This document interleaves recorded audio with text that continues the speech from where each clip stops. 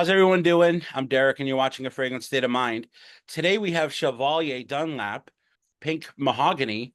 It's a fragrance house based out of Texas. And also, happy Juneteenth. Thank you. I'm glad to be here. Yeah. As Derek stated, I am Chevalier Dunlap, and I am the owner and the perfumer for Pink Mahogany, which was founded almost 20 years ago in 2005. But my background is education. So I was a classroom teacher, elementary music mainly. I'm all level certified, but I mostly was in the elementary school sector. And I noticed that some of my teacher friends would always compliment me on how good I smelled. And then there would be some that said, well, I can't wear fragrance. I wish I could. It makes my head hurt. And because I love researching, it led me down the path of wanting to know, well, why can some people tolerate fragrances and why can some people not? So, long story short, that is what led me to actually create Pink Mahogany. I wanted to provide an outlet for people to express themselves in a unique manner. And one of, I guess, the phrases that I live by is to just be authentic, staying in your own lane. And that doesn't mean not to venture out and do things differently. It just means that whatever your gift or your talent is, mine being in perfumery, being able to use the challenging notes as you stated, owning that and not feeling like there is that I should be like someone else or be like another indie brand. Own what it is that makes Pink Mahogany or that makes me unique as a self-taught perfumer. Yeah. That's awesome. It's such an amazing gift. And I love um, I've researching and learning about perfumery, and this is something I've been really into for a long, long time. And Mhm. it's just so amazing. And I actually received a sample that you sent me called Tree Spell, and it's a fragrance that I heard you talking about on another TikTok video. And when you were discussing it, it reminded me so much of another fragrance, which was Encre Noir by Lalique. And honestly, like I had never, I remember smelling that fragrance and being kind of taken away into like a place of being in the woods and being amongst kind of wet earth and all that. And Mhm. so I was sort of expecting that, when when I received your fragrance. But what was amazing was as soon as I smelt it, it took me to a way more hyper realistic place, Like it was just Mhm. it immediately transported me, um, reminded me of when I was like 9, 10 years old, hanging out with my friends in the woods when I was a kid and just being amongst the trees and the pond. And I want to pull that out real quick because I was hoping to discuss that because like it's such a special thing when you I'm gonna spray this real quick. So it's such a special thing. Wow, when you can create something that will take someone to another place. So where do you think that comes from for you? Like, Statement, but mhm.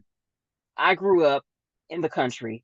I Yeah. was in the woods when I was a child. So when I was presented with this brief, though the brief was not to recreate someone necessarily as in their childhood being in the woods, it was more it's Greek mythology centered around Artemis and kind of the magical aspect of mythology, but it takes place in the forest. So me having had that as my background, being able to pull those scent memories that I remember as a child, being outdoors all day, being in the woods, being in nature.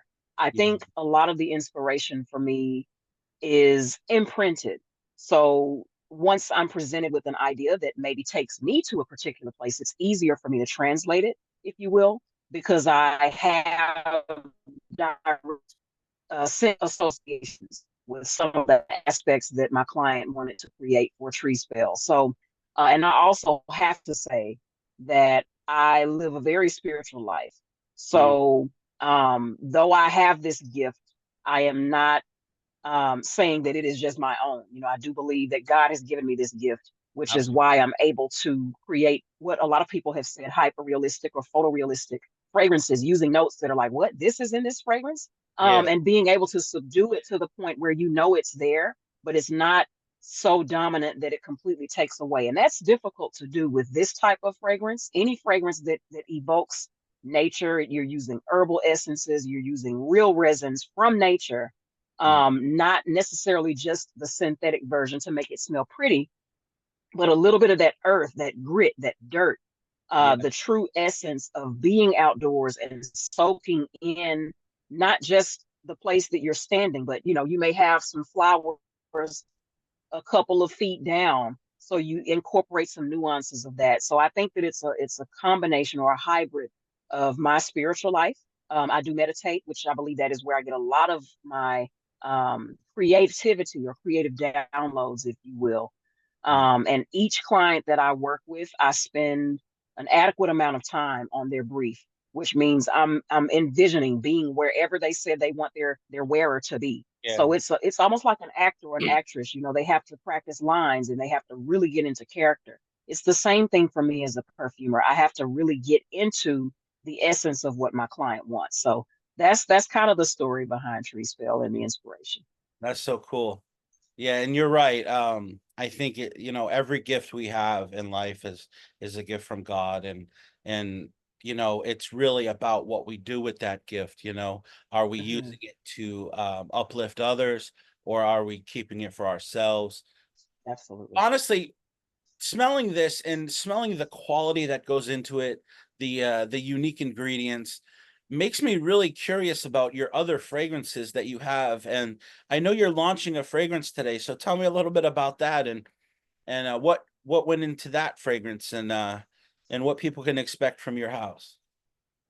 Yeah, so I found that particularly in 2024, this year, I have started to create with more intention. And Mhm. it's not on purpose, it just happens that way. So I had this idea. I've been seeing, vanilla is used so heavily in perfumery, both mainstream, niche, and indie. And it's like one of the main materials that are widely being used to the point where some people are like, oh no, not another vanilla. Oh my goodness, it's going to smell like this, or it's just going to be a flanker of this, or it's just going to smell exactly like what's already out. So I believe in pushing the envelope.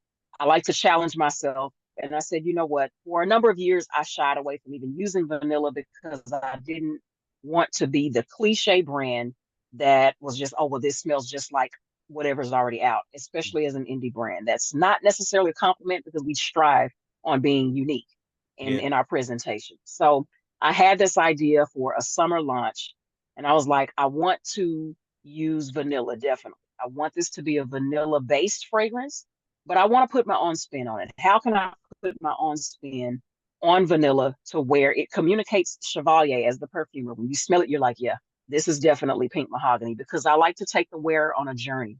Upon initial spray, you may not love it right then, but my slogan is a good fragrance calls, an exceptional fragrance whispers. So my goal is that throughout the time that you're spending with whatever sample you're trying with the brand, that it's going to whisper to you along your journey to the point where you're like, you know what? I keep coming back to this whisper. I keep smelling it. So I wanted to incorporate some elements in Drunken Vanilla that would help not only to make it drunk, if you will, by using bourbon and brandy, apple brandy, caramel, very gourmand aspects, Mhm. but definitely a boozy vibe. But I also wanted to make it where it's not just a summer fragrance. It is rich enough to where you would still want to grab it from maybe that transition from summer to fall. And though the name can be taken in a not so positive sense with it being drunk, it just simply denotes that I actually made my own vanilla tincture, vanilla bean tincture, Yeah. and I tinctured it in vanilla whiskey. Mm. So that is where the drunken aspect comes from.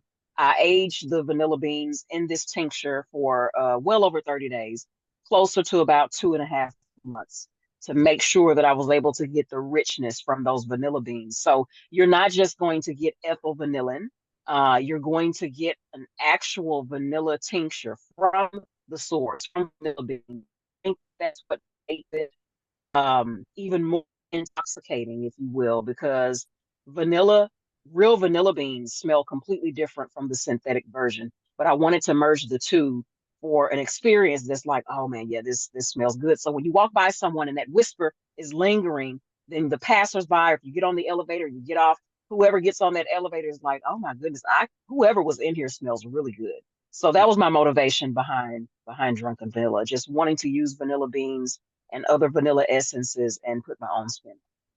That sounds so cool. That definitely sounds like something I would love to try, and I know a lot of people out there would love to try. I think it's definitely intriguing that you have all those kind of you talked about apple brandy, you talked about caramel and the vanilla. Hmm. I love a good gourmand, and I think that sounds spectacular. Can you let people Thank know you. where they can get it at? Absolutely. It was on pre-order, but it is available starting today for regular order on pinkmahogany.com. And that mahogany is spelled just like the brand name with the extra H.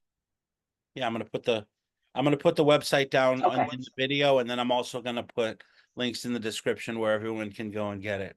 Awesome. Well, thank you so Perfect. much for being in the video. I appreciate it so much. Thank you. Thank you for having me And again. that I sounds so appreciate it. intriguing. And I hope that everyone will go to your website and check out your brand, because I'll tell you, I've smelt your work and it's spectacular. The quality that goes into it, the thoughtfulness, it's just amazing. And I really appreciate you Thank you. being on our show and highlighting Juneteenth. Happy Juneteenth, everybody. And I hope that we can have more perfumers like yourself on the show, because it really highlights the beauty in the art of perfumery, and that's what I try to present at A Fragrant State of Mind. So anyway, thank you guys so much. I Absolutely. love you all. Thank you once again. I appreciate you. And as always, everyone, have a fragrant state of mind.